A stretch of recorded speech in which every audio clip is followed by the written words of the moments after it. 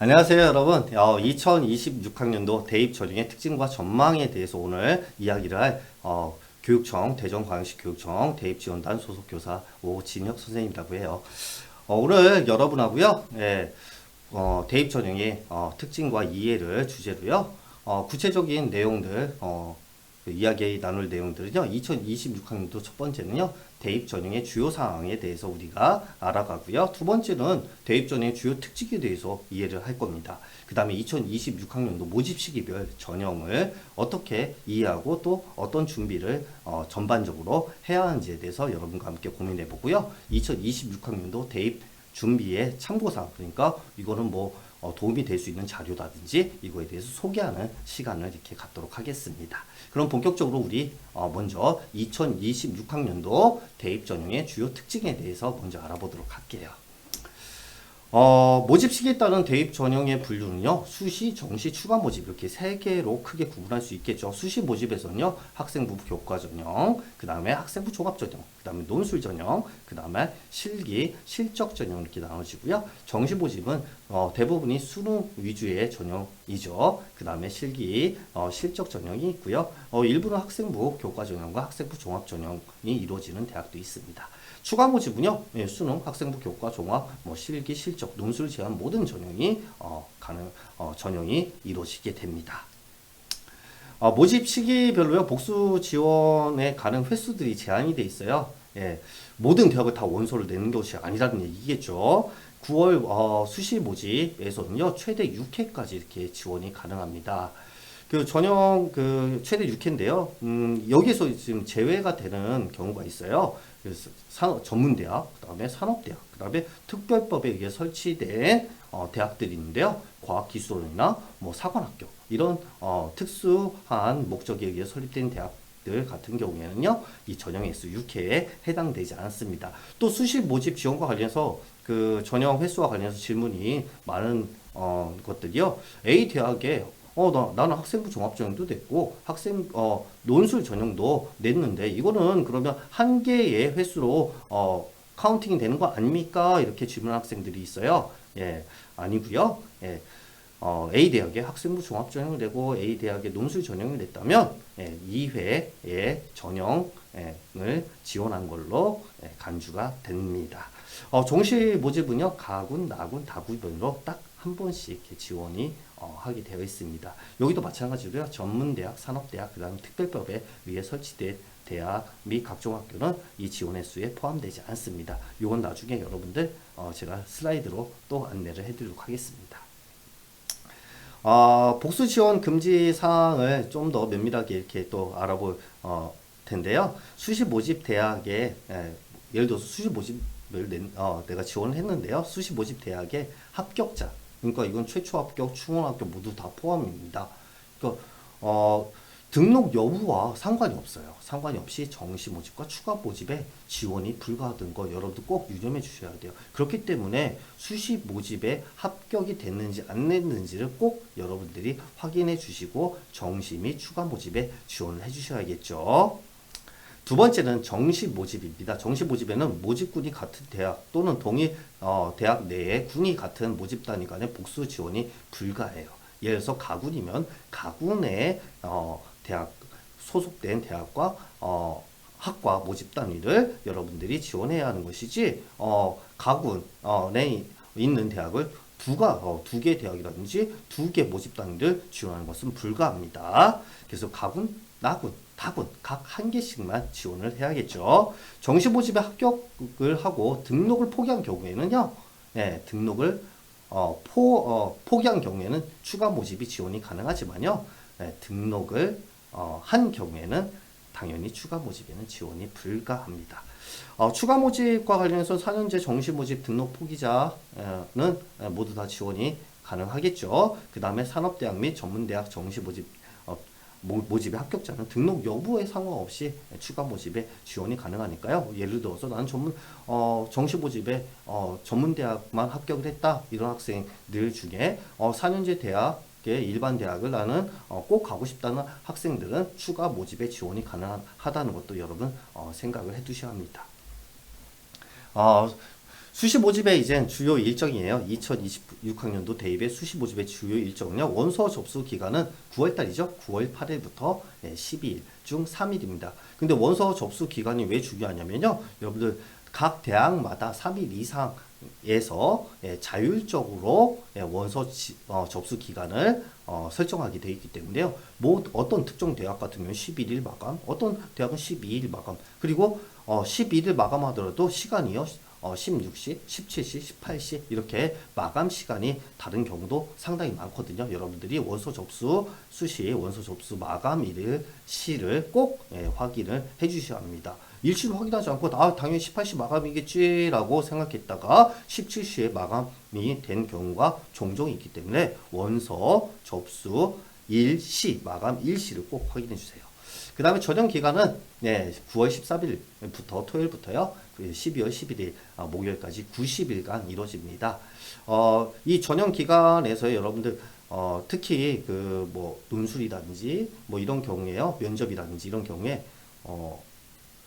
그러니까 전형 면접이라든지 이런 것들이요. 겹치는 중복이 되는 경우가 있어요. 이 경우에는 한 군데밖에 여러분들이 전형에 참가할 수밖에 없겠죠. 그렇기 때문에 전형이 중복되든지 이것도 확인이 필요합니다. 합격자 발표는 2025년 12월 12일 금요일까지고요. 합격자 등록은 12월 15일부터 17일까지 3일간 주어집니다.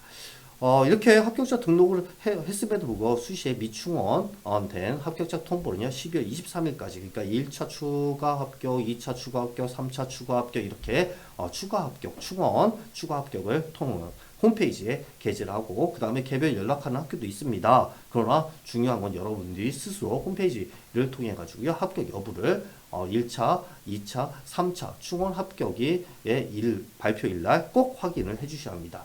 그리고 마지막 그 12월 23일 날 그 합격자 발표 마지막 날이죠. 이날은요, 14시까지만 홈페이지에 발표가 되고요. 14시부터 18일까지는 개별 통보만 합니다. 그러니까 마지막 날 합격자 발표 마지막 충원 합격 마지막 날에는 여러분들이 꼭 합격 여부를 전화기를 통해서 핸드폰을 통해서 대기에서 꼭 합격 여부를 확인해 주시기 바랍니다. 수시 미등록 충원 등록 마감일은요, 12월 24일 22시까지고요. 그 다음에 수시 학생부 작성 기준일은 8월 31일이 기준입니다. 그러니까 우리가 수시에 합격자 발표일이 저기 나와 있듯이 12월 12일까지 학생 생활기록부가 반영되는 것이 아니라요. 8월 31일까지 기준으로 해서 요 날까지 활동한 사안까지만 학생부가 수시 모집에 활용이 되게 되어 있습니다. 근데 중요한 건요. 여러분들 1학기에 우리는 생활기록부가 끝났어 라고 생각하고 반영이 안 돼라고 생각하는 친구들이 있어요. 수험생들이 있는데 그러지 마시고요. 여름방학의 활동도 그 여러분의 수시 학생부에 기록이 되고 그 기록의 내용이 수시 모집에 반영이 된다는 거 꼭 기억을 해두시고 여름방학 활동에도 독서활동이라든지 개별 탐구활동이라든지 이런 활동에 계속 지속성 있게 활동에 임해 주시는 게 좋을 것 같습니다. 수능 시행일은 11월 13일이고요. 수능 성적 통지일이 12월 5일이에요. 수능 성적 통지일에는 수시 모집의 최저학력 기준이 있는 대학인 경우에는요, 본인이 최저학력 기준에 부합했는지 부합하지 않았는지를 확인하는 게 중요하겠죠. 정시 모집 주요 일정 또 안내해 드리겠습니다. 원서 접수 기간은 12월 29일부터 31일까지 3일간 주어지는데요.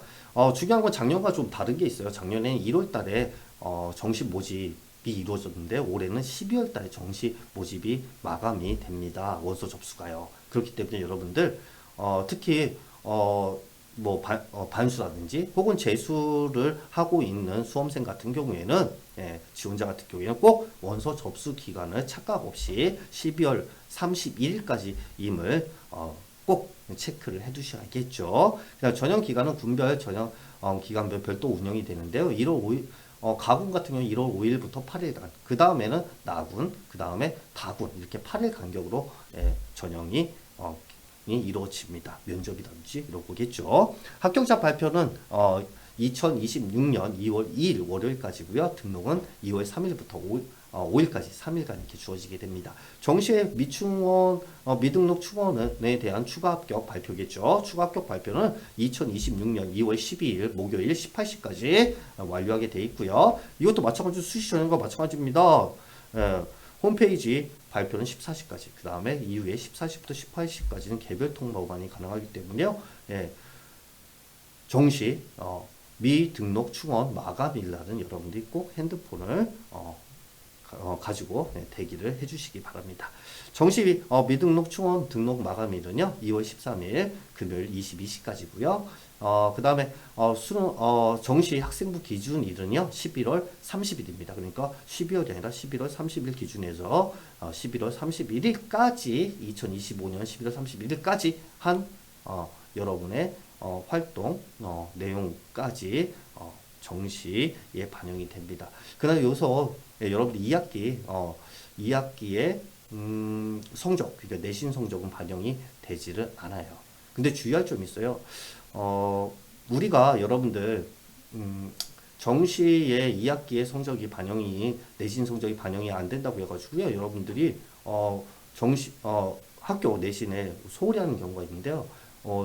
선생님 보니까 뭐 사람의 삶이라는 게 나의 예측대로 되지 않는 경우도 상당히 많습니다. 그러니까 나의 예측대로 되지 않아서 불가피하게 재수하는 경우도 있을 거고요. 그 다음에 대학에 가서 여러분이 전공과 적합하지 않아서 또 반수라든지 재수를 선택하는 경우도 있습니다. 그래 대비하기 위해서는 2학기에 여러분들이 내신이나 학교 활동 이런 것도 챙기는 것도 중요하다라고 충고를 드리고 싶습니다. 추가 모집의 주요 일정이에요. 추가 모집은 2026년 2월 20일부터요. 27일 금요일까지 이렇게 주어지게 되어 있고요. 합격자 통보는 2월 27일 금요일 18시까지 이루어지는데 이것도 마찬가지로 14시까지만 홈페이지 발표를 하고요. 14시부터 18시까지는 개별 통보만 이루어집니다. 등록 마감일은요. 2월 27일 22시까지예요. 근데 등록 마감이 합격자 통보 마감이라고 동일하잖아요. 네, 시간대만 차이가 있습니다. 그래서 여러분들 바로 등록을 할 수 있게끔 이렇게 준비를 해놓은 것도 필요할 것 같아요. 복수 지원 금지 예외 대학이에요. 아까 수시는 6개의 지원 횟수가 허용이 되고요. 그 다음에 정시는 3개, 3번 가, 나, 다구대 하나 1회씩 지원이 허용된다고 했잖아요. 그게 허용의 지원 횟수에 제한이 없는 대학들이 있어요. 추가로 이런 대학들은 추가로 지원이 가능하다는 거죠. 특별법에 의해 설치된 특수대학은요, 사관학교가 대표적입니다. 예, 사관학교, 육군사관학교요, 해군사관학교, 그 다음에 국간사, 그 다음에 공군사관학교, 그 다음에 뭐 경찰대학 이런 것들이 포함이 되고요. 그 다음에 과학기술원도 여기에 해당이 됩니다. 광주과학기술원, 뭐 카이스트, 뭐 디지스트, 뭐 유니스트, 그 다음에 또 에너지 한국에너지공과대학 있죠. 예, 에너지공과대학, 그 다음에 한국예술종합대학, 한국전통문화대학교, 그 다음에 방송통신대학교 이런 대학들은요. 예, 수시 모집의 6회 제한과 정시의 3회 제한에 예외로 추가 지원할 수 있습니다. 또 추가 지원할 수 있는 대학은요, 산업대와 전문대입니다. 산업대학교는 뭐 청운대, 호원대가 다 가장 대표적이고요. 그 다음에 전문대학은요, 뭐 전국 132개 대학, 그 다음에 국제예대, 백석예대, 그 다음에 정화예대 같은 경우에도요, 추가 지원이 허용이 되게 되어 있습니다. 그 다음에 뭐 폴리틱 대학이나 이런 대학들도 한국 농수산대학교 국립이죠. 이 대학들도 추가 지원이 가능하다라는 거 여러분들 꼭 확인을 해주시기 바랍니다. 어떻게 보면 이런 대학들은 지원이 뭐 추가로 되기 때문에 한 번에 더 좋은 기회가 될 수도 있기 때문에 이 대학을 진학을 희망하는 친구들은 이 대학은 예외라는 거 기억을 꼭 해두시기 바랍니다. 그 다음에 수능에 대해서 좀 이해가 필요할 것 같아요. 원점수는 여러분들이 해당한 문항의 정답을 포기한 문항의 배점의 합을 갖다가 우리가 원점수라고 하죠. 그 다음에 이제 등급이 여기서 중요한데 수시 모집에서는 등급 최저학력 기준, 예를 들어서 서울대 같은 경우는 3개 영역의 합이 7, 예, 지역 균형 전형이죠. 지역 균형 전형에는 세 개 영역의 상위 높은 세 개 영역의 합이 7이 되면은 최저학력 기준에 충족한 걸로 이렇게 되는데요. 뭐 이 둘, 3, 뭐 세 개 영역에 뭐 국어를 2등급 맞고 그 다음에 영어를 3등급 맞고요. 그 다음에 탐구 두 과목의 평균이 2등급이라면 충족이 되었다 이렇게 할 수 있겠죠. 그래서 등급을 통해서 여러분들이 수시에서 최저 등급, 최저 학력 기준을 충족했는지 충족하지 않았는지는 등급을 통해서 확인을 하시면 되겠죠. 그 다음 표준 점수와 백분위는요, 여러분들 정시 모집에서 활용하는 대학들입니다.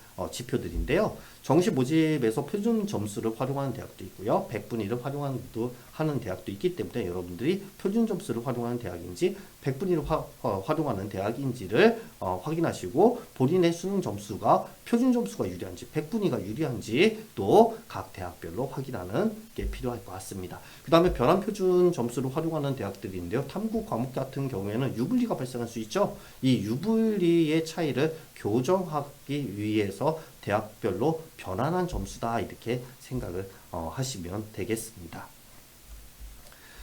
수능 점수 성적 통지표는 이렇게 나오게 되어 있어요. 네, 그래서 뭐 한국사는 뭐 당연히 한국사는 절대 평가죠. 절대 평가이기 때문에 뭐 본인 맞은 원점수의 기준에서 등급이 배정이 되고요. 국어 같은 경우에는 여러분들 지원자 중에 내가 상대적인 위치가 어디냐에 따라 가지고 등급이 백분위의 위치가 어디냐에 따라서 등급이 배정되게 되어 있습니다. 산출되겠죠. 이런 식으로 여러분들 성적표가 이루어집니다. 한국사와 영어는 절대평가, 국어와 수학, 그 다음에 탐구는 등급과 백분위, 그 다음 표준 점수가 이렇게 표기가 되게 되어 있습니다. 제2 외국어도 마찬가지로요. 제2 외국어 같은 경우에는 여러분들이 지원을 뭐 응시를 하게 되면 그에 따른 점수 배정이 되게 되어 있습니다.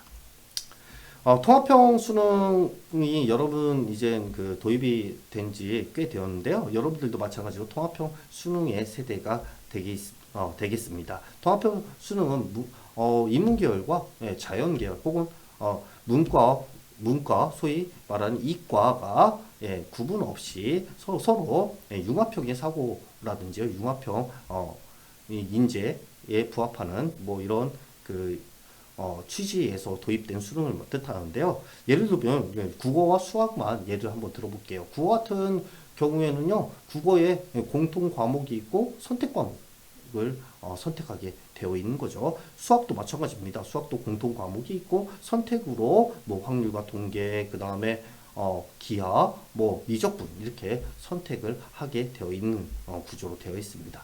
그런데 여기서 제가 여러분께 팁을 드리자면요, 2026학년도 대입 같은 경우에는 문과와 이과, 그러니까 지원에 제한을 두는 영역들이 있었어요. 그러니까 수능 영역을 우리 대학의 이 학과는 이 수능의 영역을 지정해서 이 지정된 영역을 부합하는 학생들만 지원할 수 있어 이렇게 했다는 거죠. 그런데 올해부터는 서울대학교를 제외한 거의 모든 대학들이요, 통합형 수능의 특징을 발용해서 문과 과목이든 이과 과목이든 문과에 유리한 과목이든 이과에 유리한 과목이든 경계가 허물어지는 추세에 있기 때문에 여러분들 본인이 가장 잘하는 선택 과목을 선택하는 게 가장 유리하다라고 이렇게 생각이 됩니다. 탐구 과목은 마찬가지로요. 인문계열 과목, 그 다음에 자연, 이공계열 과목이 나눠지겠죠. 거기서 이제 선택을 하게 되어 있습니다. 이공계열, 자연계열 과목 같은 경우는 물, 화, 생지, 1, 2, 뭐 이렇게 8과목이 될 것 같고요. 그 다음에 인문계열 같은 경우에는 생활과 윤리, 윤리와 사상 이렇게 해가지고 과목이 이루어지게 됩니다. 대입에서 그 수능의 활용에서는요, 여러분들이 그 중요한 게 수능 성적의 의미를 이해해야 하는데요. 변화된 수능 체계, 여기서 아까도 말씀드렸지만 본인이 가장 잘하는 거 선택하는 게 유리하다고 제가 말씀을 드렸고요. 본인이 지원을 희망하는 대학, 그 다음에 학과의 수능 최저학력 기준을 요구한다면 그 요구하는 기준이 무엇인가에 대해서 확인하고 지원 전략을 수립할 필요성이 있습니다. 그 다음에 수시 지원을 기준선을 잡기 위해서 여러분들이 교과 성적이 아닌 모의고사, 그러니까 특히 6월 모의고사, 6월 모의 수능, 9월 모의 수능을 꼭 확인하시길 바라고요. 이를 통해서 수능 최저학력 기준이 내가 부합하는지를 꼭 자기 평가를 해주셔야 합니다. 근데 애석하게도요, 여러분들 실제 수능에서는 6월 모의 수능이나 9월 모의 수능보다 성적이 떨어지는 경향이 있어요. 그래서 6월 모의 수능과 9월 모의 수능 해석함에 있어서도 좀 보수적으로 이렇게 해석하는 것을 여러분에게 추천을 합니다. 그 다음에 영역별 유불리를 파악 통해 수능 성적이 나왔을 때 얘기입니다. 유불리를 파악을 통한 정시 지원 전략을 수립하는데요. 특정 대학은 우리는 국어 영역을 많이 반영하는 대학도 있는 반면 어느 대학 같은 경우에 수학 영역을 더 많이 반영한다든지 어느 특정 대학뿐이 아니라요. 학과별로도 차이가 존재하기 때문에 여러분들이 영역별 유불리를 확인해서 유리한 대학 그 다음에 학과에 정시에 지원하는 전략이 필요할 것 같습니다. 그 다음에 대학별 환산 점수는 꼭 확인해 주셔서 작년도 그 대학에서 발표하는 입시 결과 자료라든지 이런 것과 비교 분석해 가지고 여러분들이 최종적으로 정시에 지원을 하면 되겠습니다.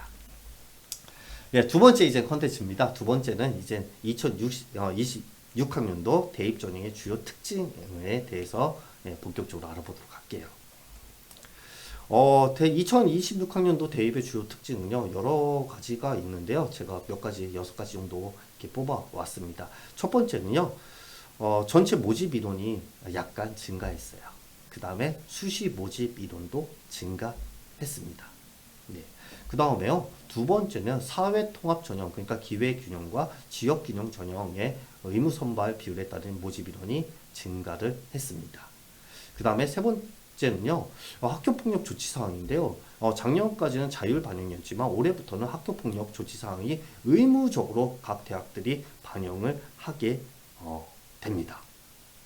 그래서 학교폭력과 관련된 기록이 있거나 이런 학생들에 대해서는 감점이라든지 혹은 불이익이 분명히 주어지는 첫 해가 바로 올해 대입 전형이 되겠습니다. 그래서 여러분도 고등학교 3학년 때도 학교 폭력이 연루가 된다든지 가해를 행위가 발생하지 않도록 자신의 행동 하나하나 우리가 주의를 기울일 필요가 있고요. 그 다음에 수시 모집은 학생부 위주로 많이 뽑는 거죠. 당연히요. 수시 모집은 학생부 위주로 학생부 교과와 학생부 종합이라는 두 가지로 학생부 위주로 뽑습니다. 그 다음에 정시 모집은 수능 중심의 위주로 작년과 선발 기조는 대체로 유지가 되고 있습니다.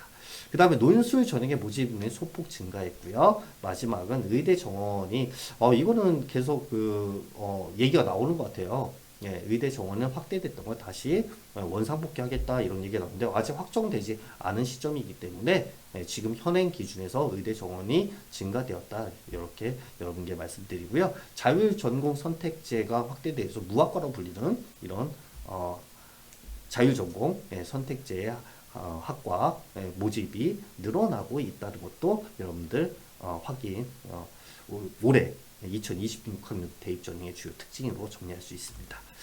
먼저 선발 기조의 유지예요. 선발 유형을 보게 되면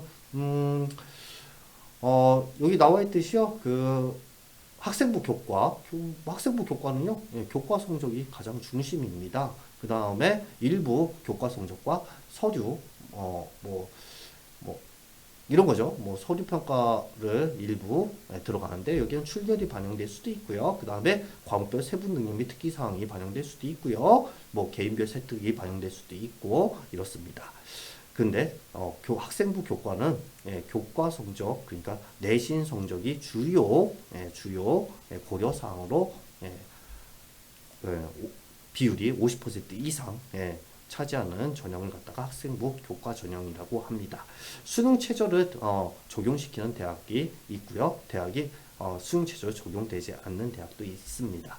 그 다음에 학생부 종합전형도 수시의 대표적인 전형이겠죠. 예, 교과에 대한 역량, 뭐 이건 교과에 대한 뭐 내신 성적뿐만이 아니라 그 학생이 지닌 잠재 가능성이라든지 그 학생이 가지고 있는 역량들, 역량이라는 건 실제로 표출되는 거죠. 실제로 할 수 있는 것을 생활기록부에 기재된 내용을 확인하고 그 다음에 이런 그런 그 학생부에 나타난 그 학생이 실제로 한 역량들, 능력들을 종합적으로 평가하려고 하는 것이 학생부 종합전형입니다. 일부 대학의 경우 당연히 학생부 교과전형과 마찬가지로 수능 최저가 적용이 됩니다. 논술 전형은요, 논술이 뭐 거의 당락을 좌우한다고 생각하셔도 되겠습니다. 논술은 논술의 강점을 가진 학생들이 가장 유리하겠죠. 여기에도요, 수능 최저를 일부 적용하거나 교과 성적을 일부 반영한 대학이 있지만 논술 역량이 가장 합격의 합격 여부를 판가름하는 기준이 됩니다. 예를 들어서 이런 친구들이 있겠죠. 다른 과목 같은 경우에는 그렇게 높은 학업 성취도를 보이지 않는데 수학에 높은 탁월한 학업 역량을 보였다라는 친구들 같은 경우에 논술 전형에 한번 지원을 통해서 합격의 가능성을 높이는 것도 좋은 전략일 수 있어요. 정시 같은 경우에는요, 뭐 많은 게 수능 성적을 통해서 정시에서 선발을 하고요. 뭐 수능 성적 80% 그 다음에 교과 역량을 일부 반영하는 대학도 있고요. 종합 전형의 일부를 반영하는 대학들도 있습니다. 그러니까 요거는 정시는 대부분 수능 성적이지만 추가로 이런 대학들도 있다. 그래서 대학별 모집 요강을 꼭 확인할 필요성이 있겠죠. 대입 전형의 변화 예상입니다. 교과는 교과 성적만으로 뽑는 대학들, 뭐 교과 성적이 주되지만요. 많은 이제 대학의 추세가 교과 성적 이외의 다른 걸 평가하려는 이런 대학들도 늘고 있다. 예를 들어서 학생부 종합 전형의 요소인 역량에 대한 평가를 반영한다든지 혹은 면접이라든지 최저학력 기준 이런 것들을 반영을 해서 그 대학에 요구하는 수학 능력을 종합적으로 검토해서 선발을 하게 됩니다. 그러니까 교과 성적에 플러스 왜냐면 교과 성적 같은 경우 만으로 선발을 하게 되면 이 학생이 뭐 예를 들어서 고등학교마다 어떤 학업에 대한 뭐 좀 차이가 존재할 수도 있겠죠. 그런 것들을 존재하는 교과 성적에 대한 그 차이를 갖다가요.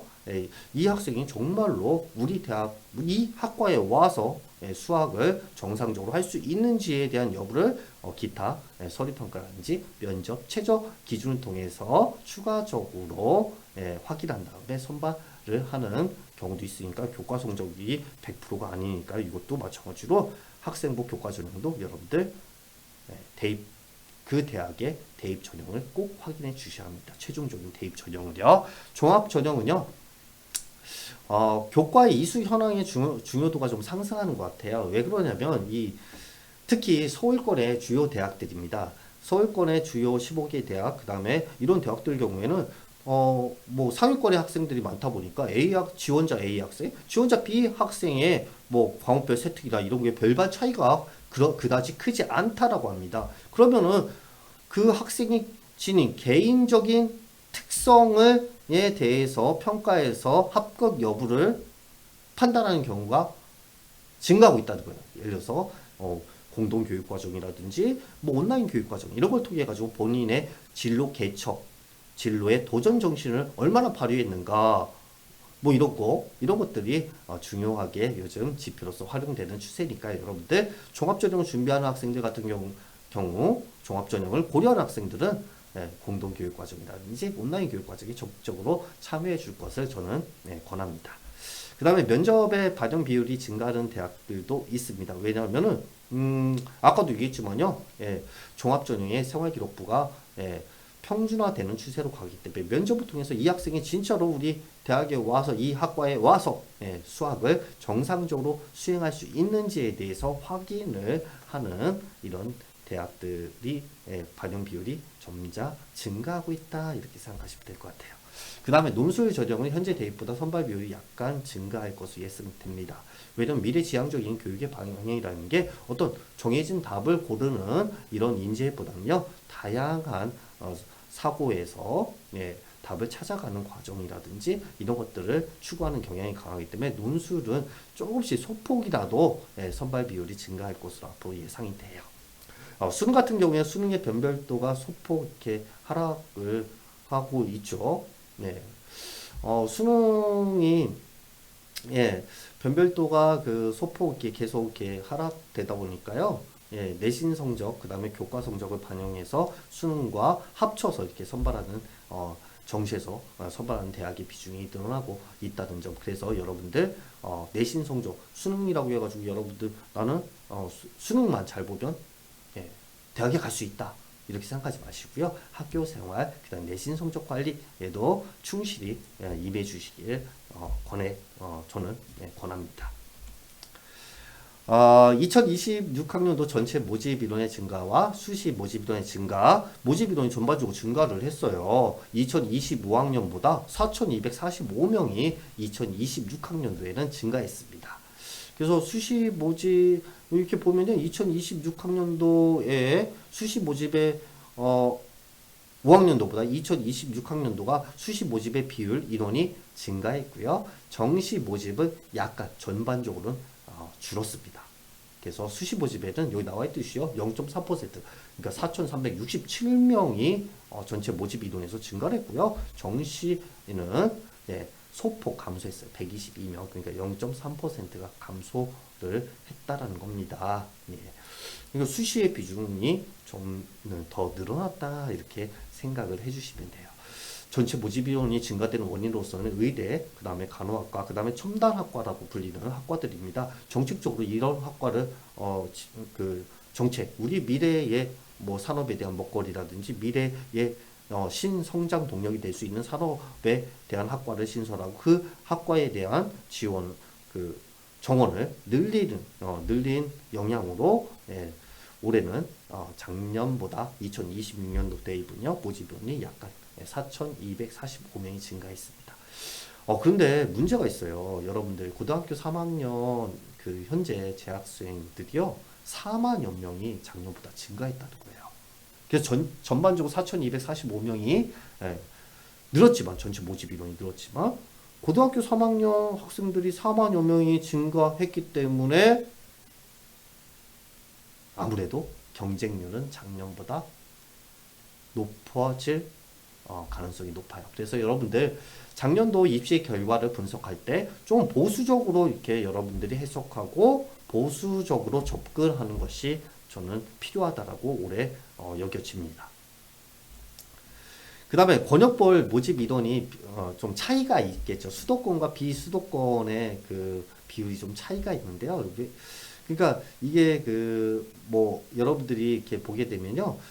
수시 모집과 정시 모집의 비율을 보면 비수도권 같은 경우에는 정시 모집의 비율이 현저히 낮다는 겁니다. 그러니까 비수도권의 대학을 진학을 고려하는 학생들 같은 경우에는 수시 모집을 적극적으로 우리는 활용해야 한다는 거예요. 지원 전략도 수시 모집으로 적극적으로 지원할 필요가 있고요. 수도권 같은 경우에는 주요 15개 대학교 같은 경우에는 정시 비율이 30% 이상으로 법적으로 보장되어 있기 때문에 법적으로 30% 이상 선발해야 하기 때문에 아무래도 수도권의 주요 15개 대학의 영향으로 정시 모집의 인원이 지방보다는 상대적으로 높다 이렇게 여러분들이 해석을 해주시면 될 것 같습니다.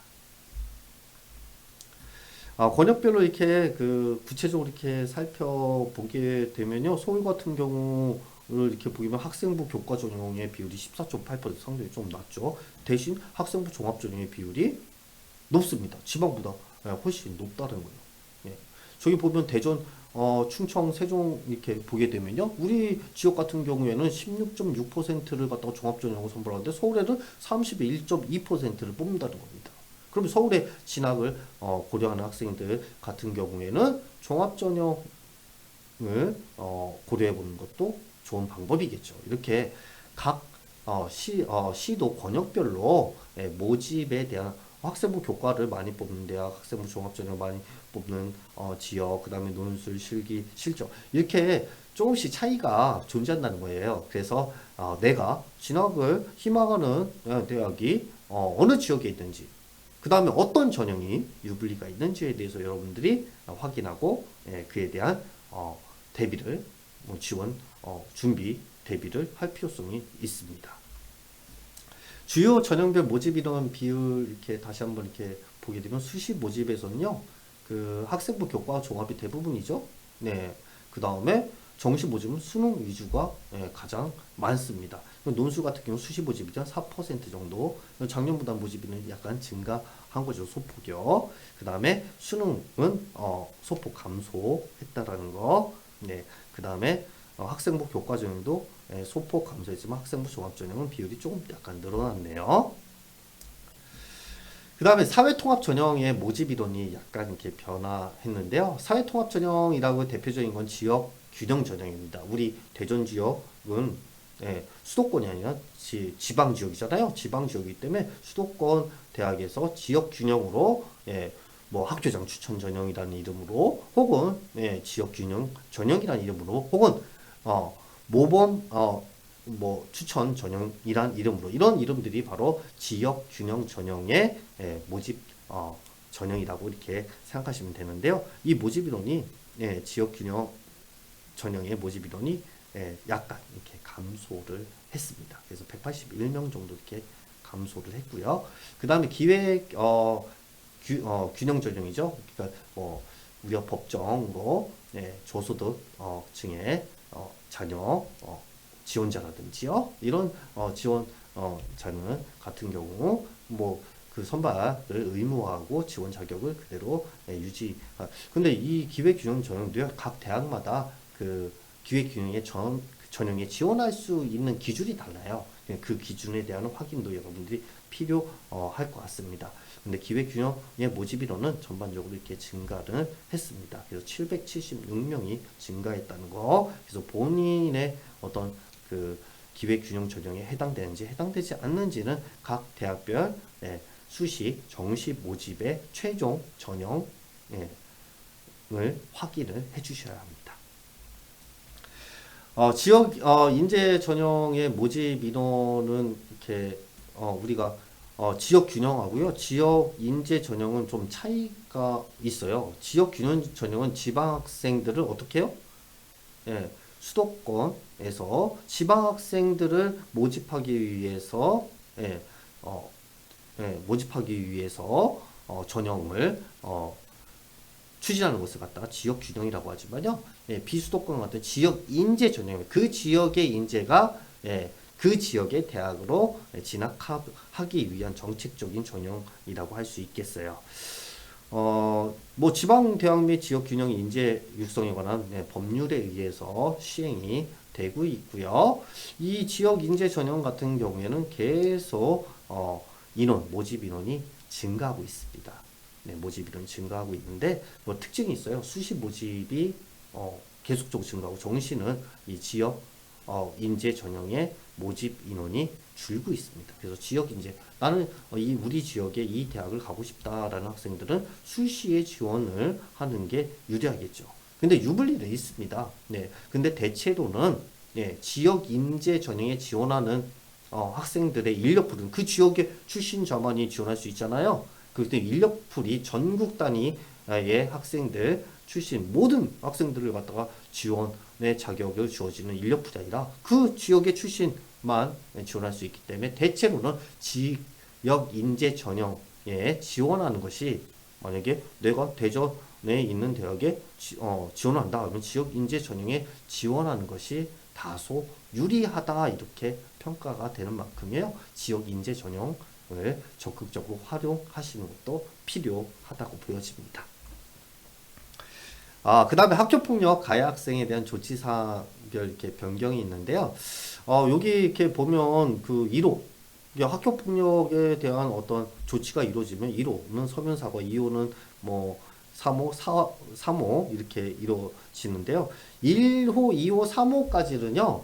네, 2대 단 2대에 거쳐 고등학교 재학기가 중은 한 번에 예, 한 번은요. 예, 그 생활기록부 기재를 유보할 수가 있어요. 예, 유보. 근데 유보에 대해서도 이게 학교의 위원회를 거쳐서 유보되는 거기 때문에 한 번이라고 해가지고 무조건 유보되는 건 아닙니다. 사안에 따라서는 유보가 아니라 기재가 될 수도 있어요. 어찌됐든 예, 생활기록부에 1호든 2호든 3호든 4호 여기다 5호, 뭐 6호, 7호, 8호, 9호 이렇게 기재가 되면 예, 학교폭력 조치사항에 의해서 여러분들 기재가 되고요. 생활기록부에 기재가 되고 이것이 대입에 반영이 된다는 얘기예요. 대입에 이렇게 반영을 보게 되면 정량평가에서 예, 불이익을 주는 거, 예, 정성평가에서 불이익을 주는 거, 아예 지원 자격을 제한하거나 부적격 처리, 그러니까 지원을 하더라도 불합격 처리를 한다는 거죠. 그 다음 혼합평가, 이런, 이렇게 불이익을 주게 되니까 여기에 학교폭력 조치사항의 대상자가 되는 학생들 같은 경우에는, 만약에 지원자 같은 경우에는 꼭 필히 그 대학의 수시 모집, 그 다음에 정시 모집, 네, 전형의 최종 전형을 꼭 고시되걸 확인해 주시길 바랍니다. 2020년 이제 세 번째 주제네요. 모집 시기별 전형의 이해예요. 여기서는 당연히 이제 구체적으로 교과 전형을 우리가 어떻게 준비해야 하는가, 종합 전형을 어떻게 준비해야 하는가, 이런 내용들에 대해서 수능 중심의 정시는 어떻게 준비하는가, 이런 내용에 대해서 간략하게 우리 살펴보는 시간을 갖도록 할게요.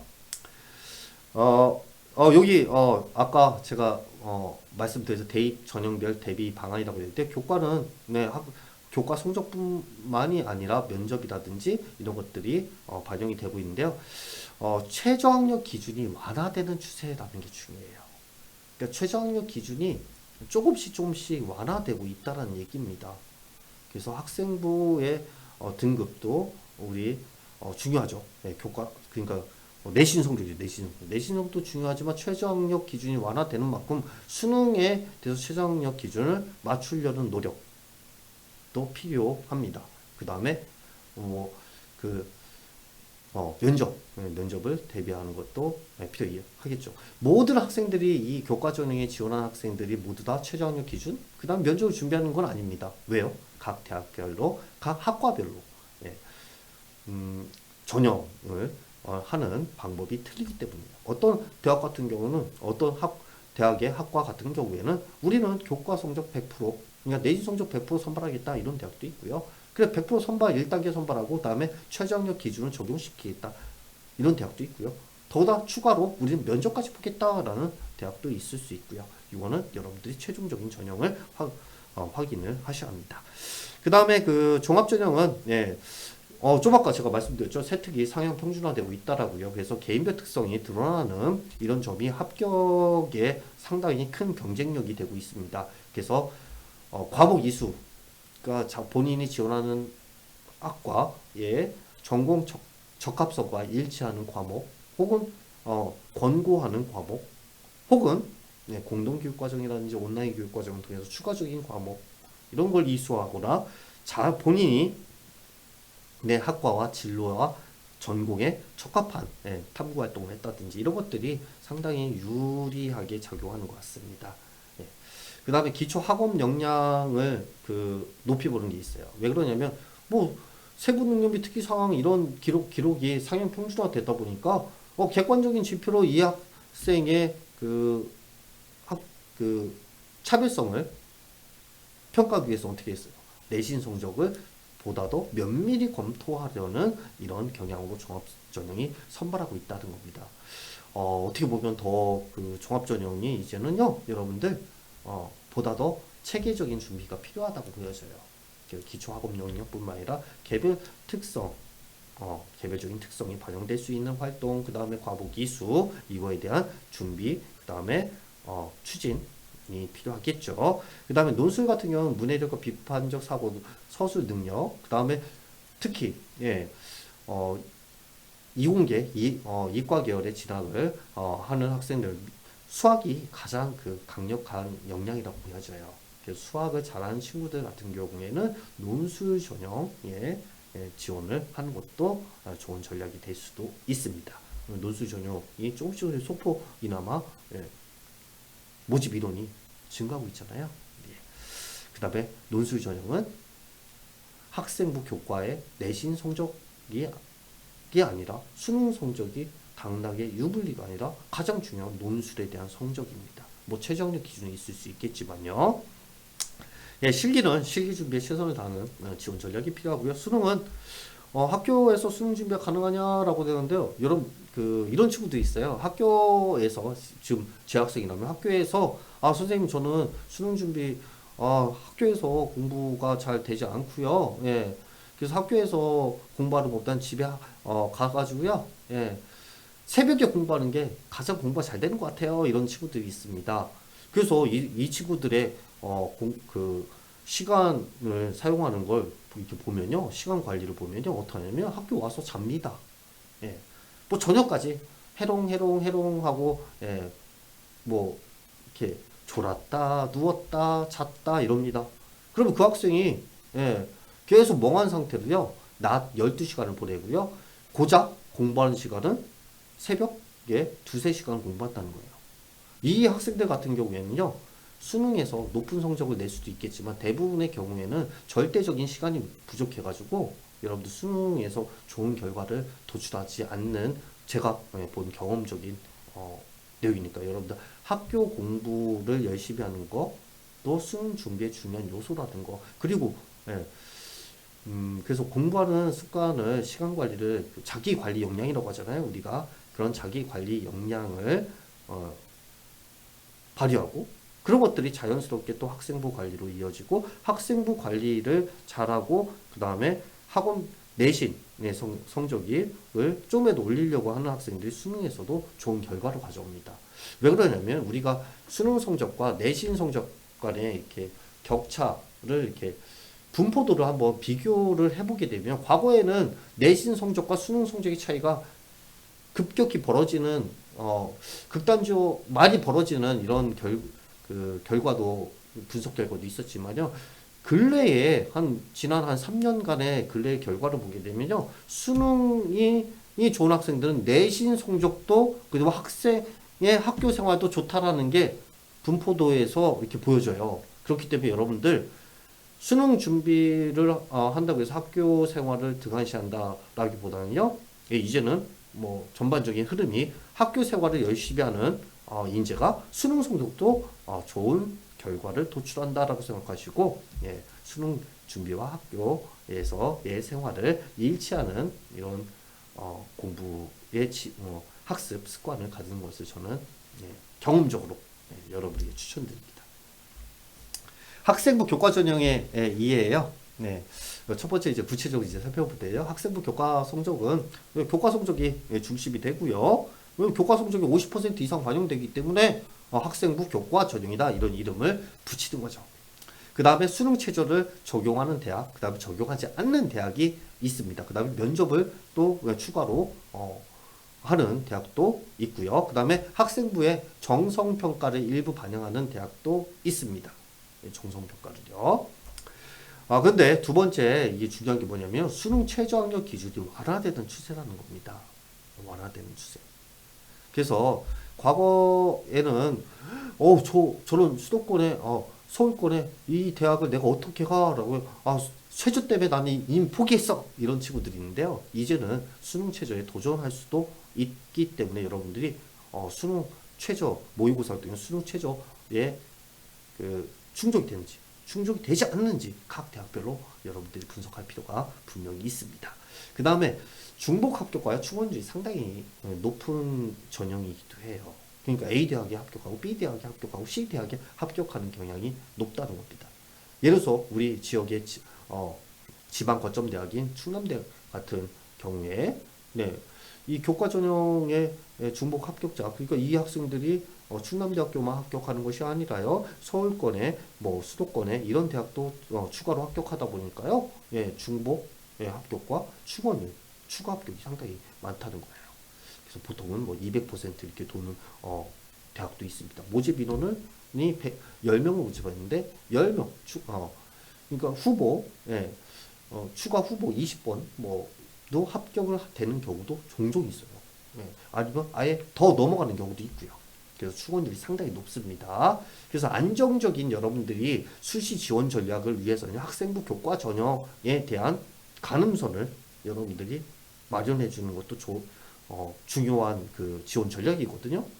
왜냐면 종합전형 6개를 다 지원을 한다고 할지라도 그거에 대한 합격은 보장할 수 없죠. 그죠?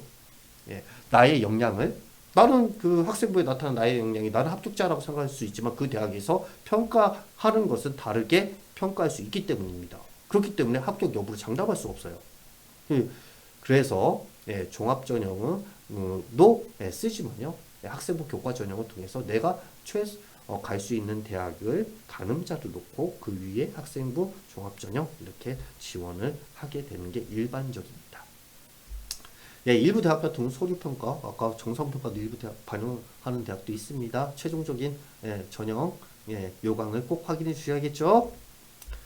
권역별 전형 유형 모집 인원 비율이라고 되는데 수도권 같은 경우는 아까도 얘기했지만요. 학생부 교과 전형이 31.9%, 수도권과 비수도권의 차이가 상당히 크죠.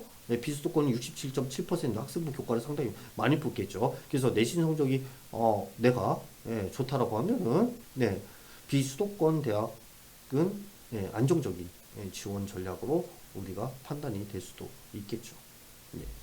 종합전형 같은 경우에는 지방이 적고 그 다음에 수도권이 높죠. 그래서 예를 들어 가지고 여러분들 나는 충남대 정도의 최저학력 기준과 그 다음에 내신 갈 수 있는 내신 성적을 가지고 있어. 이런 친구들 같은 경우에는 최저 기준 충족했다면 충남대학교를 안정적으로 지원하고 그 위에 수도권의 종합전형 비율이 저기 나와 있듯이 44.2% 선보하잖아요. 수도권의 종합전형으로 스텝을 올려서 이렇게 지원을 하는 게 일반적인 지원 패턴입니다. 교과 성적 관리는요. 교과 성적을 갖다가 여러분들 여러분들 대학 어디 가나 이런 데 가면은 이렇게 그 분석할 수 있고요. 특히 담임 선생님한테 계속적으로 선생님 저는 이게 어느 대학에 진학하고 싶은데 그 대학의 작년도 모집 요강을 보니까요. 혹은 올해 2026학년도 모집 대학 전형의 기본 계획을 보니까 이런 교과와 이렇게 반영한대요. 그러면 저는 어떻게 준비를 해야 할까요? 상담이 가장 중요해요. 본인의 성적을 분석하기에 있어서요. 본인이 많은 정보를 알고 접근해도 좋죠. 거기다 플러스 담임 선생님이라든지 을 통해서 강점과 약점이 무엇이고 어떤 교과를 보완해야 하는지 이런 방향에 대해서 여러분들이 상담을 해주시는 게 좋을 것 같고요. 그 다음에 교과 성적을 누가적으로 여러분들이 1학년 때, 2학년 때, 그 다음에 3학년 때 어떻게 준비를 해야 하는지에 대해서 관리를 좀 하셨으면 좋겠다는 생각이 듭니다. 두 번째입니다. 우리 수시에서 학생부 종합전형이에요. 학생부 종합전형은 뭐 기본적으로 보면 학생부 기반 학생의 역량을 정성평가를 합니다. 뭐 정량평가도 당연히 반영이 되겠죠. 그것뿐만 아니라 정성평가가 많은 비율을 차지하는 전형이다. 뭐 자율전공 같은 경우는 평가 기준이 대학별 검토를 꼭 해야 합니다. 자율전공이요. 특히 뭐 전공에 대해서 뭐 자율적으로 선택할 수 있는 학과들 모집 단위가 있죠. 이런 모집 단위는 대학별로 꼭 검토가 필요해요. 그 다음에 교육과정 이수 권장 과목 여기 나와 있듯이 아까도 얘기했지만요. 이수 권장 과목을 각 대학 그다음 각 학과별 어떤 과목을 이수 권장을 하고 있는지를 살펴가지고 공동교육과정, 그 다음에 학교 교육과정, 그 다음에 온라인 교육과정, 뭐 소인수 교과목 교육과정 뭐 이런 것들을 통해 가지고 여러분들이 이수하는 거 이것들도 상당히 중요할 것 같습니다. 교과별 세부 능력 및 특기사 특히 이거를 제가 얘기할까 말까 여러분의 무지 고민이 되었는데요. 탕후 활동 자체가 조금 이렇게 그 수준이 거의 비슷하다고 얘기해요. 이 얘기 무슨 얘기냐면 여러분들 챗 GPT 뭐 이런 거 AI 많이 쓰잖아요. 근데 학생들이 내는 결과물도 AI라든지 이런 것을 많이 활용한다라고 보여집니다. 그래서 교과별 세부 능력 및 특기사항이요. 독서라든지 이런 책을 보고 이런 내용으로 여러분이 직접 탐구한 것에 대해서 보다 더 좋은 점수를 주는 경향이 있다고 하니까 요거는 여러분들 한번 네, 준비에 전략으로 한번 참고하시기 바랍니다. 네, 교과 활동, 뭐 창의적 체험 활동, 행동 특 종합 의견 뭐 이런 것들을 총체적으로 여러분들 다 정성 평가를 해서 선발을 합니다. 그래서 학교 생활에 얼마나 충실한가? 이것이 여러분 학생부 종합 전형의 중심이 된다라고 생각하시면 됩니다. 그 다음에 대입 공정성 방향 블라인드 평가예요. 고교에 대한 정보라든지 개인 정보가 노출되지 않도록 대학이 제공이 됩니다. 그래서 이 학생이 어느 학교에 다니고 어느 고등학교에 재학 중인지 혹은 어느 고등학교를 졸업했는지에 대해서 전혀 알 수 없게끔 가려진 상태로 대학에 정보가 제공된다는 겁니다. 그래서 그런 부분 때문에 여러분들 혹시 우리 학교는 학업 성취도가 상당히 좀 낮게끔 이렇게 분포가 보이는 고등학교인데 나는 종합전형에서 불리하지 않을까? 이렇게 생각하는 경우가 있어요. 그렇지 않다라는 겁니다. 본인이 얼마나 그 학교에서 역량을 발휘했느냐가 중요한 것이죠. 예, 그런 대학의 고등학교의 학업 성취의 분포라든지 이런 거 가지고 평가하지 않으니까요. 여러분들 너무 위축되지 않게끔 학교 생활에 임해 가지고 열심히 그냥 학교 생활에 충실하게 임하는 게 가장 유리합니다. 네, 그 다음에 대학 미리 제공 항목들이 있죠. 교과 활동에서 방과후라든지 영재 발명학교 이런 거는 대입에 들어가지 않습니다. 그 다음 수상 경력도요. 아예 들어가지 않고요. 자율 동아리 아예 안 들어갑니다. 청소년 단체 내가 무슨 RCI 활동 이런 거 했던 거 들어가지 않습니다. 그 다음에 진로 희망 분야도 들어가지 않아요. 네. 그러나 광업별 세특이라든지요, 종합 의견이라든지 이 친구는 이런 진로를 가지고 있어 이런 부분들은 반영이 될 수 있겠지만요. 그 다음에 개인 봉사활동이 있어요. 교내 말고 교외의 봉사활동이 있는데 그런 봉사활동은 들어가지 않습니다. 교내에서 한 봉사활동, 그러니까 교육 계획에 의해서 이루어지는 봉사활동은 대입에 반영이 됩니다. 그래서 프로젝트형 봉사활동이라고 하죠. 요즘요. 네, 여러분들 프로젝트 봉사활동 어떤 탐구의 모둠을 만들고 그 모둠을 탐구하는 과정에서 지식 나눔을 한다든지 이런 활동들을 통해 가지고 교내에서 봉사활동을 통해서 보다 높은 결과물을 산출하는 데 기여했다든지 이런 내용들이 있다면 훨씬 더 유리할 수 있겠습니다. 그래서 그런 부분들도 한번 여러분들이 고민해보고 학교의 교육과정을 최대한 활용하는 전략이 필요합니다. 독서 활동 안 들어가죠. 들어가지 않습니다. 제공되지 않습니다. 하지만 교과에서 한 독서 활동은 들어갈 수 있습니다. 교과와 연결된 여러분 수업 시간에 혹은 여러분이 동아리 활동이라든지 이런 활동 속에서 이루어지는 독서 활동은 반영이 될 수 있기 때문에 독서 활동을 통해서 전략을 마련하는 것도 이게 그 우회 전략이라고 하죠. 우회 전략으로 여러분들이 대입을 준비하는 것도 필요하다라고 이렇게 보여집니다. 전형에 따른 그 구분을 보게 되면 학생부 종합이 일괄합산이에요. 그냥 한 번에 그냥 평가해가지고 이루어지는 겁니다. 예를 들어서 일괄 방식으로 1단계가 바로 선발의 서류형, 면접형 이렇게 해가지고요. 뽑는 거. 단계형은요, 1단계에 200%, 300% 선발한 다음에 2단계 면접을 활용해서 최종 합격자를 선발한다든지 이런 전형 방식에 따라서도 구분이 이루어집니다. 학생부 종합전형의 대비 전략은요, 각 대학마다 주요 평가하는 항목과요, 요소가 다릅니다. 어느 대학은, 우리 대학은 경험의 다양성을 갖다가 중요한 평가의 지표로 활용해 요소가 있어. 근데 다른 대학은 있지 않아요. 경험의 다양성이라는 것은 내가 인문 계열의 학과를 진학하고 싶은데 다양한 이공 계열의 이공 계열에 연관된 과목을 수강했다든지 이러면 경험의 다양성이 훌륭하잖아요. 이렇게 각 대학별로 평가 항목과 요소가 다를 수 있기 때문에 이것도 확인을 해주시기 바라고요. 교과 전형의 준비는 교과 수업부터입니다. 모든 종합전형은요, 교과 수업에서 이루어지고 학교 교육 과정에서 이루어지는 내용들이 생기부에 반영이 되고 그를 통해서 여러분의 역량을 평가하는 거기 때문에요. 학교 생활에 정말 충실해 주셔야 돼요. 그 다음에 정량평가, 정성평가로 구분되는 정량평가는 뭐냐면요. 객관적인 수치로 나오는 거예요. 네. 예를 들어서 너는 이 진로와 관련된 과목을 얼마나 수강했니? 너의 내신 성적은 뭐니? 이렇게 해가지고요. 정량평가를 하는 거죠. 근데 정량평가를 할 때요. 여러분들 예를 들어서 교과 내신을 반영한다. 그럼 1부터 1등 1.0부터요. 1.99까지는 1등급의 정량평가를 해주는 경우가 강하죠. 근데 2.0부터 2.99까지는 2등급 점수 정량평가. 이게 무슨 얘기냐면요. 내가 그 대학의 내신을 정량평가할 때 2.0이 아니라 1.99가 그 차이는 깻잎 한 장 차이가 큰 차이를 가져올 수 있다는 겁니다.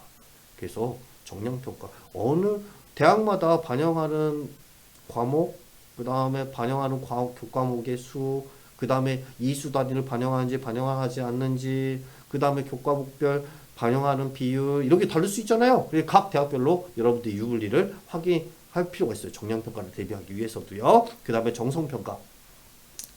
여러분의 역량을 그 대학이 이 학생이 우리 대학에 오면 훌륭한 인재로 성장할 수 있겠어. 안정적인 수학이 가능하겠어. 이렇게 정성적으로 입학사정관님 이렇게 평가를 하겠죠. 그 다음에 평가 항목별 강점이나 약점을 분석해가지고 약점이 무엇이냐 그 약점에 대해서 3학년 때 보완하는 작업들을 해주셔야 돼요. 제가 상담했던 지도했던 친구 중에요. 강점 개인별 역량이 상당히 강해요. 그 강점을 가지고 있어요. 그 학생은 뭐 혼자 공부를 하고 이런 것도 상당히 탐구 활동 이런 것도 즐기고 다 좋습니다. 근데 협업 역량이 생활기록부의 기재가 상당히 적은 거예요. 그래서 협업 역량을 어떻게 이 학생을 갖다가 협업 역량을 보완할까 해가지고 3학년 때 뭐 협업을 할 수 있는 탐구 활동, 그 다음에 협업 그 지식 나눔 활동 이런 것들을 그 학생에게 권유해가지고 그 학생이 그 활동을 충실히 이행해서 수시에서 학생부 종합전형에서 좋은 결과가 있었던 기억이 있거든요. 여러분들이 강점을 가지고 있는 게 무엇이고 약점이 무엇인가에 대해서 한번 파악을 해볼 걸 권합니다. 그리고 학생부 종합전형의 종합전형 안내서라든지요, 전공 가이드북에 대한 안내가 각 대학교 입학처 홈페이지에 기재된 대학들이 상당히 많습니다. 예를 들어서 동국대학교라든지요, 뭐 경희대학교 이런 대학들 같은 경우는 상당히 세세하게 안내가 돼 있거든요. 학생부 종합전형은 이렇게 준비하세요. 그 다음에 저희 전공에서 이런 인재를 원해요. 이런 활동들은 고등학교에서 큰 도움이 될 것 같아요. 이런 교과 과목의 수강을 권해요. 이렇게 다 안내가 돼 있어요. 그런 내용들을 3월에 여러분들이 확인하시고요. 준비를 해주시면 되겠죠. 논술 전형입니다. 논술 전형은 모집하는 대학 수도 증가했고요. 그 다음 모집 인원도 증가했습니다. 1293명이 증가를 했어요. 이거는 우리가 뭐 천편일률적인 단편적인 지식을 추구하는 시대가 아닌 열려있는 배움, 그러니까 깊이 있는 배움으로 가기 위한 그 평가의 요소로 이제 중요해지다 보니까요. 논술 위주의 전형이 조금씩 증가하는 것 같아요. 제 선생님의 느낌으로는요.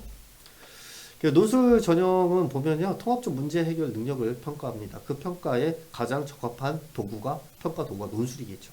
정해진 답에다 통합적인 문제 해결을 과정과 그 결과 그 다음에 그런 사고력의 총체를 다 평가할 수 있는 거죠. 분석적, 논리적, 비판적, 창의적, 종합적 사고력이 요구됩니다.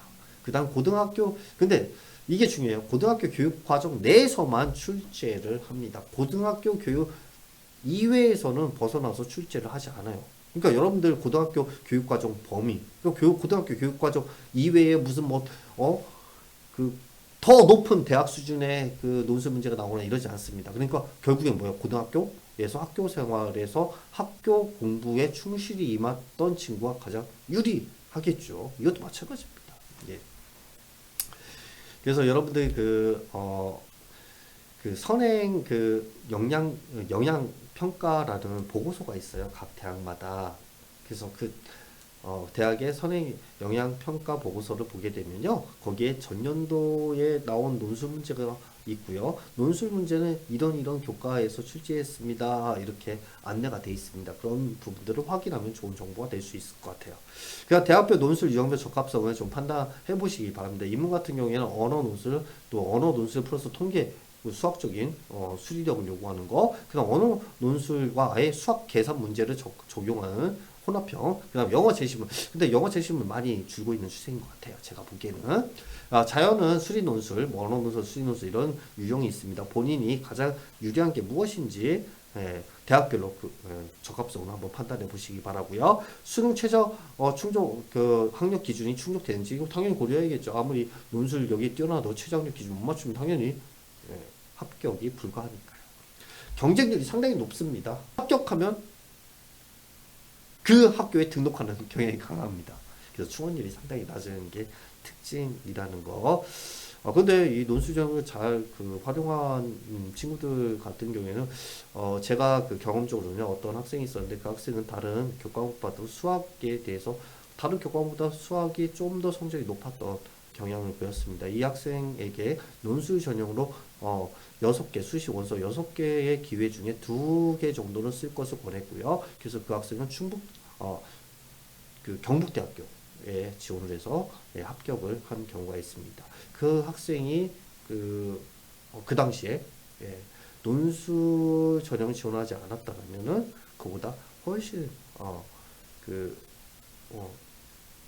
대학에 본인이 원하는 대학이 아닌 본인이 원치 않는 대학에 합격을 할 수밖에 없었던 게 기억이 나는데요. 여러분들 대학별로 논술 본인이 어디에 적합한지 한번 판단해 보시고 기출문제라든지 이런 것들을 한번 혹은 요즘 대학에서도 모의 논술 이런 거 많이 이루어지거든요. 그런 거 이루어지는 거에 적극적으로 한번 활용하셔가지고 내가 논술 위주의 전형에 지원이 할 수 있는지 하지 않아도 되는지 한번 검토도 필요할 것 같습니다. 정시 모집은 계속 설명드립니다. 각 군에 하나. 대부분 수능 100%입니다. 일부 대학은 학생부를 반영해요. 20%, 10%인지 혹은 면접을 실시하는 대학도 있습니다. 그 다음에 대학에 따라 수능 반영 방법이 달라요. 대학별로 환산 점수 산출을 해보는 게 필수적입니다. 꼭 대학별로 수능의 반영 방법이 반영 비율도 영역마다 차이가 있을 수 있고요. 그 다음에 100분위로 활용하는 대학도 있지만 표준 점수를 활용하는 대학도 있고 이렇게 차이가 많다 보니까요. 여러분들 대학별로 환산 점수를 산출하고요. 작년도에 그 대학에서 공개되는 입시 결과와 꼭 비교 분석하셔서 최종적인 지원 전략을 마련하시기 바랍니다. 정시 전형에서 달라진 점, 지역별로 정시 선발 모집이 아까도 얘기했지만요. 상이합니다. 수도권 같은 경우에는 32.5% 보지만 비수도권은 현저히 낮다라는 거. 그래서 비수도권, 그러니까 대전 지역에 나는 대전권에 있는 대학을 희망해라는 친구들과 수험생 같은 경우에는 정시보단 수시에 집중할 필요성이 있겠죠. 정시 모집비는 워낙 적다 보니까요. 그 다음에 두 번째 학교 폭력 조치상 대입 반영 대학이 확대했다. 이건 당연히 확대됐죠. 의무 반영이니까요. 세 번째는 수능 위주의 전형 선택 과목 폐지 대학이 증가하고 있어요. 꼭 우리 대학, 우리 이 모집 단위는 수학을 꼭 반영하겠어.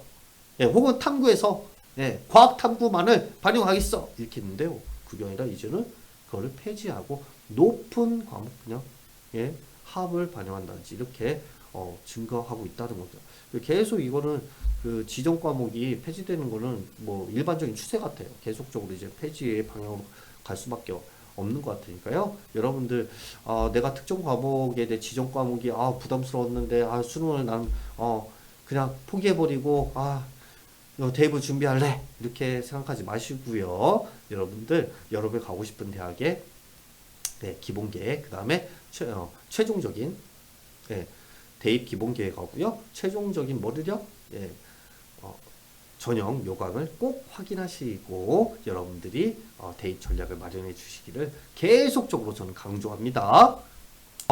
마지막입니다. 이제 거의 끝나갑니다. 예, 조금만 여러분, 이 영상, 조금만 더 시청해주세요. 2026학년도 대입 준비 참고사항이에요. 마지막입니다. 전년도 대비 전형 방법의 변경사항을 꼭 좀 확인해주세요. 변화하는 게 있습니다. 작년하고 똑같다라고 생각하시고 대입을 준비하지 마시고요. 올해 변화된 변경사항을 꼭 확인해 주셔야 합니다. 이렇게 전년 대비 전형의 방법이라든지 이런 것들이 변화하게 되면 경쟁률의 차이도 있고요. 합격의 커트라인도 차이가 발생할 수 있습니다. 그러니까 이 부분을 꼭 체크를 해주시길 바랍니다. 그래야지만 여러분들이 원하는 지원을 희망하는 학과, 대학의 지원 전략을 체계적으로 마련할 수 있기 때문에 꼭 좀 확인해 주세요. 지금은 여러분들 6학년도 대입 각 대학별 기본 계획만 나와 있는 상태잖아요. 근데 수시 모집 요강이 이제는 4월 30일부터 쭉 나올 거예요. 그렇게 나오면요. 그 내용을 필히 확인을 꼭 꼼꼼히 해주셔야 돼요. 제가 지금 여기 적시되어 있는 거는 2026학년도 대입 전형 기본 계획에 있는 내용이에요. 근데 이거보다 더 미세하게 더 세분화되어서 변화가 있을 수 있는 건 최종적인 모집 요강을 확인해야겠죠.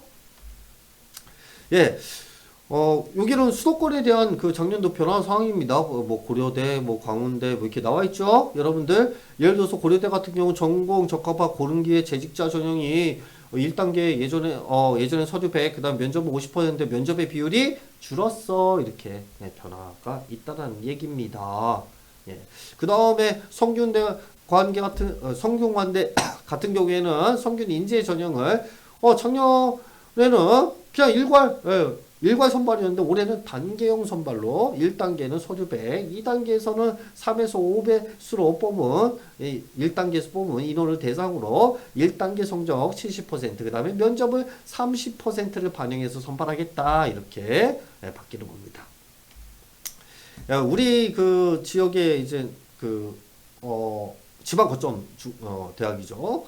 충남대를 한번 보면요. 여러분들 2025학년도에는요, 정시의 사범대학 같은 경우에는요, 1단계형으로 모집을 했습니다. 1단계 3배수, 수능 100으로요. 2단계 면접 25%를 반영했어요. 근데 2026학년부터 면접이 사라지고 수능 100으로 일괄적으로 선발한다고 합니다. 그러니까 면접의 부담을 사범대학교에 진학하는 학생들을 만약에 진학을 희망하는 학생 면접의 부담이 없겠죠. 근데 작년 전형의 기준으로 대비를 하게 되면 면접에 나는 면접에 대해서 너무 말주변도 없고 누구한테 나서면은 괜히 작아지고 이런 친구들 같은 경우 아예 그럼 나는 충남대학교 정시로 사범대학은 지원이 불가하구나 라고 아예 배제시켜 버릴 가능성이 있다는 거예요. 그러지 않도록 여러분들이 2026학년도에 전형 방법에 대한 변경사항이 있는지를 꼭 좀 확인해 주시기 바랍니다. 제가 소속된 곳이죠. 대입지원단입니다. 대입지원단의 여러분들 자료, 켄지 하고요. 그 다음에 여기 가시면 저희가 지금 촬영한 영상이라든지 이런 것들, 기존의 자료들, 그 다음에 대학의 각 대학별로 프로그램, 그 다음에 대학에서 안내하는 자료들도 있고요. 이런 다양한 대입 자료들이 있는 곳이 있어요. 바로 대전광역시교육청 대전진로진학지원센터거든요. 여기 들어오셔가지고 많은 자료들 여러분들 활용하시길 바라고요. 여기서 직접적으로 상담 신청을 하게 되면 상담도 별도로 이루어질 수 있습니다. 학교 담임 선생님뿐만 아니라 저희 대전광역시교육청에 소속된 전문가들이 여러분들 전문가 선생님들 비롯한 분들이 상담을 통해서 여러분들이 보다 더 객관적이고 체계적인 대입을 준비할 수 있고 지원을 해드리니까요. 꼭 활용하시길 권하고요. 그 다음에 대입 정보 포털 어디가 다 아시죠? 뭐 많이 근데 아직도 모르는 친구들이 있다면 대입 정보 포털 어디가에 가가지고요. 대입 정보에 대한 뭐 책자 PDF로 된 책자에 대한 원본도 있고요. 그 다음에 저기 나와 있듯이 매거진을 통해서 어떻게 월별로 준비할 될 내용도 있고요. 그 다음에 여러분의 성적을 넣어가지고 대체로 내가 대학을 갈 수 있는 건 어디일까라고 여러분들이 자기 점검을 통한 대입을 준비할 수도 있고요. 등등등. 예, 대입 정보포털 어디가를 적극적으로 활용해 주시기를 바랍니다. 예, 지금까지 여러분들 상당히 긴 시간이었는데요. 예, 긴 시간 이렇게 올해 2026학년도 예, 대입 전형의 특징과 전망에 대해서요. 예, 저와 함께 이렇게 이야기를 나누었습니다. 예, 오랜 기간 이렇게 제가 이렇게 그 대입 그 지도를 해보다 보면요. 네. 그렇죠. 누구나 예, 다 여러분들 그 대입을 준비하는 과정이 힘들 겁니다. 예, 힘들고 불안하고 그럴 거예요. 그런데요, 남들도 마찬가지로 다 불안하거든요. 예, 이렇게 예, 불안한 게 당연하고 예, 하다는 것을 좀 받아들여 주시고요. 그 불안을 조금이라도 내가 감소시키기 위해서는 내가 많이 알고 내가 보다 더 다른 지원자, 경쟁자보다 좀 더 한 발짝 더 활동하고 노력하고 하는 것들이요. 다른 지원자와의 차별성을 만들어내고 그 차별성은 여러분의 대입 경쟁력이 되고 그 대입 경쟁력은 여러분의 합격률을 높여줄 겁니다. 그래서 불안감은 여러분의 노력으로 조금씩 극복해 나가는 한 해가 되시기를 기원드리고요. 다음에 우리 9월 달쯤에 다시 만날 것 같아요. 여러분하고요. 구체적인 면접과 관련해서 여러분과 만날 텐데요. 그때까지 여러분들 조금만 더 힘내고 건승하고 특히 제가 오늘 팔을 다쳤어요. 이렇게 다치지 않고요. 건강하게 여러분들 대입에 임하는 수험생이 되셨으면 간절히 기원 드립니다. 예, 여러분들 지금까지 영상 시청해 주셔서 너무 감사합니다.